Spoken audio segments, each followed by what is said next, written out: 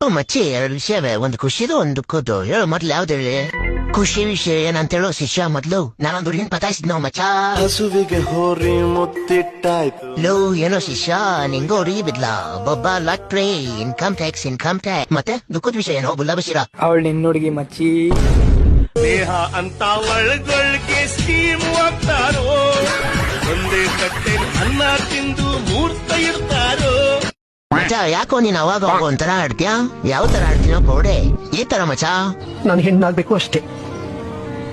ಅಂದ್ರೆ ಅಂದ್ರೆ ನನ್ನನ್ನ ಗಂಡಸು ಅಂತ ಗುರುತಿಸೋ ಈ ಅಂಗದಿಂದ ನನಗೆ ಮುಕ್ತಿ ಬೇಕು ಅಷ್ಟೇ. ಮಚ್ಚ ಮೊನ್ನೆ ಏನು ಕಾರ್ ತಗೊಂಡಂತೆ? ಹೌದು ಮಚ್ಚ. ಏನ್ ಮಚ್ಚ ಶ್ರೀಮಂತ ಆಗ್ಬಿಟ್ಟಿದ್ಯಾ? ಇವತ್ತು ಗಾಡಿ ಕೂಡ ತಗೊಂಡ್ಬಿಟ್ಟಿದ್ಯಾ? ಎಲ್ಲ ನಿನ್ನ ಆಶೀರ್ವಾದ ಮಚ್ಚ. ಇದು ನನ್ನ ಆಶೀರ್ವಾದ ಅಲ್ಲ ಮಚ್ಚ. ಅಕಸ್ಮಾತ್ ನನ್ನ ಆಶೀರ್ವಾದ ಆಗಿದ್ರೆ ಎಷ್ಟೊತ್ತಿ ನೀನು ಆಲ್ರೆಡಿ ರೋಡಿಗೆ ಬಂದಿರ್ತಿದ್ದೆ ಕಣಲ್ಲ ಅವ್ರೆ. ದುರ್ಬೀಜ್ ಕುಟ್ಟಿದ ದುರಹಂಕಾರದ ದುರಾಭಿಮಾನದ ದುಸ್ಸಹವಾಸದ ನನ್ನ ಮಗ, ನೀನು ಇಲ್ಲಿದ್ದೀರಾ? ನೀನು